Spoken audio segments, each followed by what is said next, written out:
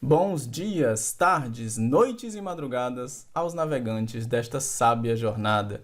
Vamos falar um pouco mais sobre intertextualidade, as formas de relação e de diálogo entre os textos. Falamos sobre ela em nosso vídeo acerca dos fatores de textualidade, quando dissemos que existem intertextos explícitos e implícitos, e que precisamos acionar o nosso conhecimento de mundo para desvelar esses intertextos que ficam nas entrelinhas, compreendendo melhor assim a relação entre os pontos de vista e as perspectivas em confronto que habitam todo e qualquer texto em seu dialogismo. Os estudos linguísticos do século XX com Bakhtin e sobretudo com Yulia Kristeva definiram conceitualmente que todo texto se configura como um mosaico de citações.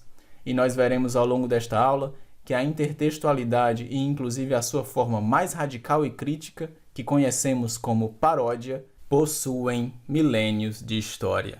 Ao mencionarmos Bakhtin e Kristeva, já estamos fazendo intertextualidade e vamos adiante, colando em nosso mosaico uma citação direta da obra Lições de Texto, em que Platão e Fiorin afirmam: todo texto é produto de uma criação coletiva. A voz do seu produtor se manifesta ao lado de um coro de outras vozes que já trataram do mesmo tema e com as quais se põe em acordo ou desacordo. No meio do caminho entre a concordância ou a discordância em relação a um texto, existe uma ampla gama de relações ou reações intermediárias. Ao concordar com um texto, eu posso mencioná-lo ou citá-lo diretamente no meu texto. Posso condensá-lo através de paráfrases, de reformulações. Posso me apaixonar por uma história e escrever a sua continuação através de uma fanfic, por exemplo. Mas a discordância também é frutífera. Uma fanfic mesmo pode surgir a partir da vontade de escrever um final diferente para a história. E o pensamento humano, ao longo dos séculos, evolui através da relação dialética entre teses e antíteses. Por isso devemos exercer a crítica, de preferência com respeito ao texto do outro, mas nem sempre é isso que acontece. A caricatura, o deboche, a ironia, a contestação também são formas intertextuais, e reunindo todas estas em uma imitação burlesca e radical dos textos originais, nós temos a paródia. A arte moderna está marcada pelo signo da paródia, por essa necessidade de dialogar de modo crítico e subversivo com tudo que já foi realizado pelo homem. Platão e Fiorin reproduzem a obra Les Demoiselles d'Avignon, de 1907, As Senhoritas de Avignon, do pintor cubista Pablo Picasso, como exemplo dessa junção de múltiplas vozes, de múltiplas faces, realizando uma paródia da própria pintura ocidental ao traçar planos tão irregulares e desenhar com esses contornos estranhos e geométricos as mulheres em poses renascentistas, acrescentando a isso as máscaras que se inspiram na arte africana e na escultura ibérica primitiva, para somar à cena do bordel as vozes renegadas, esquecidas ou colonizadas pela visão de mundo europeia eurocêntrica. Só para termos ideia das múltiplas referências que estão nessa obra, uma das fontes de Picasso foi o quadro Visão do Apocalipse, do pintor renascentista e pré-barroco El Greco. E já que falamos em barroco, vale dizer que a modernidade já estava marcada pelo signo da paródia muito antes do vanguardismo do século XX. O próprio romance moderno, enquanto gênero textual que vem disputar e conquistar o lugar outrora ocupado pela poesia épica, nasce sob o grande signo da paródia, talvez a maior paródia de todos os tempos, o engenhoso fidalgo Dom Quixote de la Mancha, de Miguel de Cervantes. Obra que funda o romance moderno com seus 2 volumes publicados em 1605 e 1615. Estamos, portanto, em tempos barrocos, e o barroco tem tudo a ver com intertextualidade. Se o Renascimento investiga o universo, o Barroco investiga as bibliotecas. Tudo o que pensa ganha forma de livro, já disse Walter Benjamin. Ali o homem começa a sentir já a saturação do mundo livresco, pois desde a invenção da imprensa 200 anos antes, as estantes começaram a esborrotar de tantas publicações, romances pastoris, livros de viagens, filosofia e ciências. Dom Quixote é uma paródia de tudo isso, a começar pelas novelas de cavalaria típicas do final da Idade Média, que Cervantes toma como mote para sua história. Alonso Quijano é o nome da personagem que, por ler demais novelas de cavalaria, decide se tornar um cavaleiro andante também, imaginando gigantes em moinhos de vento. Esse lutar contra gigantes, que é ridicularizado em Dom Quixote, retoma uma cena muito representativa e simbólica das novelas de cavalaria e inclusive da poesia épica. Ulisses contra o ciclope Polifemo na Odisseia de Homero, o próprio Adamastor Camoniano em Os Lusíadas, representam esta vitória sobre-humana do herói épico. Mas Dom Quixote é rapidamente vencido por uma das pás do moinho, que o derruba violentamente junto com seu cavalo Rocinante. O novo herói é vencido pelo vento. O procedimento intertextual e paródico está explícito na obra de Cervantes, eleita no século XX como a maior obra literária de todos os tempos. Eu trouxe aqui para vocês um pequeno trechinho do 6º capítulo, em que se realiza um complô para queimar os livros de Dom Quixote, com o objetivo de que ele esqueça essa loucura toda de sair por aí com uma armadura medieval em busca de aventuras e confusões. Capítulo 6º, cuja epígrafe anuncia tratar-se da curiosa e grande escolha que o padre cura e o barbeiro fizeram na livraria do nosso engenhoso fidalgo. Mas que se há de fazer destes livrecos pequenos que ainda aqui estão? Estes, disse o cura, não hão de ser de cavalarias, mas sim de poesia. E abrindo um, viu que era a Diana de Jorge Montmaior, e disse, crendo que todos os mais eram do mesmo gênero, estes não merecem ser queimados como todos os mais, porque não fazem nem farão os danos que os de cavalarias têm feito. São obras de entretenimento, sem prejuízo de terceiro. Ai, senhor, disse a sobrinha, bem os pode vossa mercê mandar queimar como aos outros, porque não admiraria que depois de curado o senhor meu tio, da mania dos cavaleiros, lendo agora estes, se lhe metesse em cabeça fazer-se pastor e andar-se pelos bosques e prados cantando e tangendo. E pior fora ainda o perigo de se fazer poeta, que, segundo dizem, é enfermidade incurável e pegadiça. O capítulo 6 é ao mesmo tempo forte e cômico, porque traz esse tema da queima de livros sempre realizada pelas inquisições e ditaduras, mas ao mesmo tempo a personagem do padre cura fica tentando salvar da fogueira vários livros dos quais ele gosta. Com essa estratégia, o romance de Cervantes vai explicitando suas fontes intertextuais e inclusive fazendo crítica literária, o que é típico do gênero romanesco moderno, que busca modos de explicitar a sua intertextualidade através das leituras das personagens. No capítulo da queima dos livros, Cervantes explicita também que a sua paródia vai muito além das novelas de cavalaria, abarcando toda a literatura de seu tempo por culpa de seu viés demasiadamente idealista que desconsiderava os problemas da realidade. A gênese do romance moderno reside exatamente nisso, no momento em que a narrativa se afasta da idealização de super-heróis, de homens perfeitos e começa a retratar homens e mulheres com suas loucuras e problemas.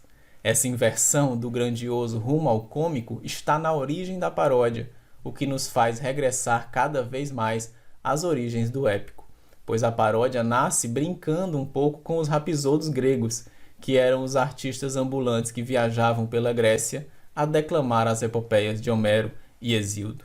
Vejamos essa definição de Scaligeiro, lançada em 1561, quando Cervantes tinha lá os seus 14 anos.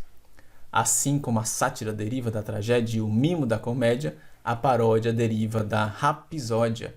Aliás, quando os rapisoudos interrompiam sua recitação, entravam em cena os que, por amor do jogo e para reanimar os ouvintes, invertiam tudo o que havia acontecido antes. Por isso chamaram tais cantos de paróidos, pois ao lado e para além do assunto sério, inseriam outras coisas ridículas. A paródia é, portanto, uma rapisódia invertida que transpõe o sentido para o ridículo, trocando as palavras. Esta citação é coletada pelo filósofo italiano Agamben em sua obra Profanações. Imaginem, portanto, essa espécie de teatro em que os rapisoudos declamavam os sagrados poemas épicos para o público grego, e durante o intervalo do espetáculo entram em cena o que podemos imaginar como palhaços paródicos, pois eles ridicularizam, profanam as cenas heróicas que foram narradas com o objetivo de reanimar o público, pois as recitações eram muito longas e talvez um pouco cansativas, muito mais do que 15 minutos. De forma mais didática, podemos compreender a paródia em sua oposição à paráfrase, esse tipo de intertexto que já estudamos ao trabalhar com o resumo, pois a paráfrase busca apenas reescrever ou condensar o texto original, como dissemos, enquanto a paródia propõe um efeito de deslocamento. Quando eu simplesmente condenso, resumo um texto, o discurso está em repouso, ou seja, não estou acrescentando nada ao sentido. Em uma paráfrase, o sentido deve ser apenas reforçado. Já o deslocamento, a subversão paródica, faz progredir o discurso, ele não fica no mesmo lugar, os sentidos são alterados, são inclusive deformados. Portanto, na paródia, eu me distancio do texto base, enquanto na paráfrase eu me aproximo. De um lado, uma intertextualidade das diferenças, paródia. No outro, uma intertextualidade das semelhanças, paráfrase. Para fecharmos com esse quadro comparativo, que foi adaptado a partir de Paródia, Paráfrase e Companhia, de Afonso Romano de Santana, vejam que interessante essa interface com a psicanálise. Enquanto a paráfrase cede lugar à voz do outro, abrindo um espaço para que o outro reafirme seu texto através da nossa voz, na paródia a relação é crítica e transformadora, buscando a fala recalcada do outro, ou seja, buscando na fala do outro desvelar o seu inconsciente para libertar o que está reprimido na fala do outro. Aquela voz social ou individual recalcada e que é preciso desentranhar para que se conheça o outro lado da verdade, nas palavras do autor. O exemplo que encerra nossa aula será representativo desse outro lado da verdade que a paródia consegue desentranhar. Voltamos então à arte moderna e ao vanguardismo com Oswald de Andrade e o seu livro Pau-Brasil, publicado em 1925. Ali, Oswald, criador do movimento antropofágico e um dos pais do modernismo brasileiro, realiza uma grande paródia da história nacional, a começar pelos textos do chamado quinhentismo. Nestes 4 poeminhas, a referência intertextual está explícita em letras garrafais, Pero Vaz Caminha e sua carta de 1500. O procedimento oswaldiano beira o plágio. Ele apenas recorta trechos da carta, versificando-a livremente. E onde está a paródia então, professor? Exatamente no deslocamento, na deformação do sentido causada pelos títulos dos poemas repletos de ironia, sobretudo no último deles, em que ao escrever As Meninas da Gare, referindo-se à prostituição através de uma expressão francesa, as meninas da estação, o poeta acusa a carta de Caminha de prenunciar, de conter em germe toda a história de abuso e de violação contra as indígenas que marcaria a história do contato entre portugueses e os nativos da terra. As Meninas da Gare. Eram 3 ou 4 moças e bem gentis, com cabelos muito pretos pelas espáduas e suas vergonhas tão altas e tão saradinhas, que de nós as muito bem olharmos, não tínhamos nenhuma vergonha. Se a intenção de Pero Vaz Caminha, com seu parágrafo literalmente sem vergonha, era alcançar o riso de seu rei Dom Manuel, o que sobressalta hoje de sua leitura é a carência absoluta de alteridade, o completo desrespeito aos povos nativos e, sobretudo, às mulheres indígenas. Ao parodiar o texto, dando-lhe forma poética, inclusive ressaltando a velhice das construções linguísticas de Caminha, Oswald coloca em pauta o absurdo e a caduquice de tais afirmações. Se em um primeiro momento elas ainda provocam riso, logo esse riso esmorece na reflexão crítica e satírica, capaz de buscar na fala recalcada do outro o prenúncio textual da relação machista, patriarcal, violenta e abusiva que os portugueses viriam a ter com a gente da terra e, por conseguinte, com toda a terra invadida. Aqui vimos como a paródia, mantendo algo da forma original do texto base, pode alterar completamente o seu sentido, deformando a intenção do autor parodiado rumo à crítica e ao desmonte do texto original e de tudo o que ele representa. Enfim, pessoal, foram tantas referências que nossa aula sobre intertextualidade ficou ela mesma um exemplo de mosaico de citações. Percebam, para concluirmos, que a paródia pode se referir a todo um gênero textual, como no caso de Don Quixote, que parodia o próprio gênero épico e assim lança a pedra fundamental do romance moderno, a pedra de fundação, mas também pode se referir a um texto específico, como no caso de Oswald. Mantendo algo da forma original, a paródia consegue mudar radicalmente o conteúdo. É exatamente isso que fazem aquelas músicas engraçadas que parodiam alguma composição famosa, mantendo a melodia e alterando a letra da canção, seja para brincar, para criticar ou mesmo para compor um mnemônico, um truque de memória para facilitar a aprendizagem. Você já fez alguma paródia desse tipo? Que tal compor uma?